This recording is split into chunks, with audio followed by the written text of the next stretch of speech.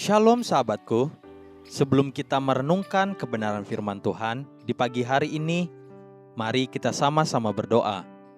Bapa Surgawi, kami mengucap syukur dan berterima kasih untuk pagi hari ini.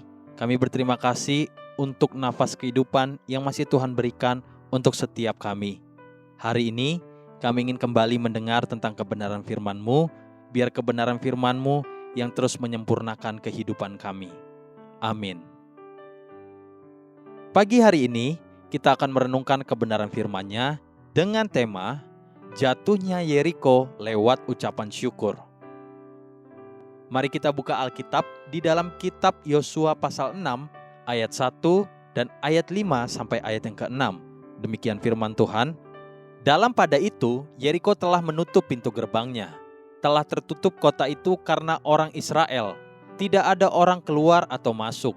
Apabila sangkakala tanduk domba itu panjang bunyinya dan kamu mendengar bunyi sangkakala itu, maka haruslah seluruh bangsa bersorak dengan sorak yang nyaring. Maka tembok kota itu akan runtuh. Lalu bangsa itu harus memanjatnya masing-masing langsung ke depan. Kemudian Yosua bin Nun memanggil para imam dan berkata kepada mereka, "Angkatlah tabut perjanjian itu." Dan 7 orang imam harus membawa 7 sangkakala tanduk domba di depan tabut Tuhan.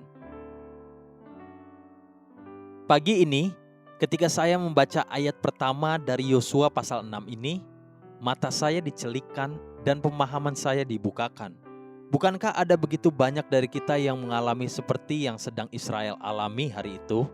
Dalam pada itu, Yeriko telah menutup pintu gerbangnya. Telah tertutup kota itu karena orang Israel. Tidak ada orang keluar atau masuk. Mungkin saja ada dari antara kita yang telah menerima janji dan peneguhan Tuhan atas sesuatu di hidup kita. Namun jalan di depan terasa telah tertutup semuanya. Masih sanggupkah Tuhan membuka jalan? Masih mungkinkah ada pertolongan bagi saya? Kitab Yosua pasal 6 diawali dengan pernyataan fakta bahwa Yeriko telah menutup pintu gerbangnya. Telah tertutup kota itu karena orang Israel. Atau dalam bahasa lain, dokter telah memvonis tinggal beberapa bulan saja. Atau tidak ada lagi masa depan bagi usahamu. Pernahkah saudara menerima berita-berita seperti itu? Meresponi hal demikian, Yosua memerintahkan Israel beberapa perkara. Pertama-tama, bersyukurlah dengan nyanyian dan sukacita.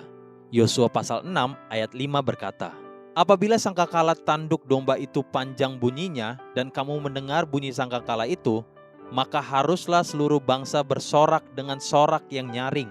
Maka tembok kota itu akan runtuh.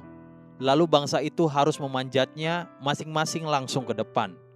Inilah perkara pertama dan utama yang harus kita kerjakan, yang sesuai dengan firman Tuhan.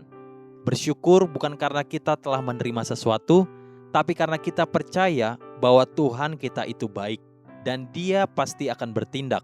Itulah arti bersyukur. Hal kedua yang dikerjakan oleh Israel atas perintah Yosua hari itu adalah Yosua pasal 6 ayat 6. Kemudian Yosua bin Nun memanggil para imam dan berkata kepada mereka, "Angkatlah tabut perjanjian itu." Dan 7 orang imam harus membawa 7 sangkakala tanduk domba di depan tabut Tuhan.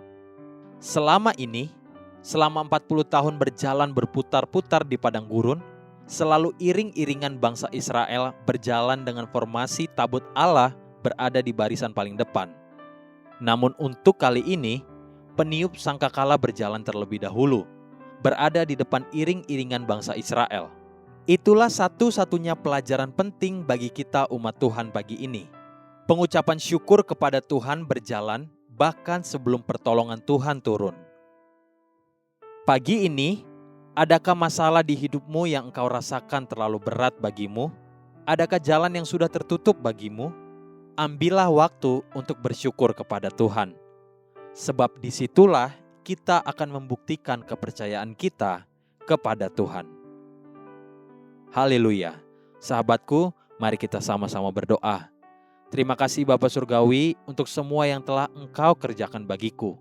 Bahkan untuk perkara-perkara yang belum terjadi sekalipun, aku tetap percaya Engkau Bapakku yang baik. Amin.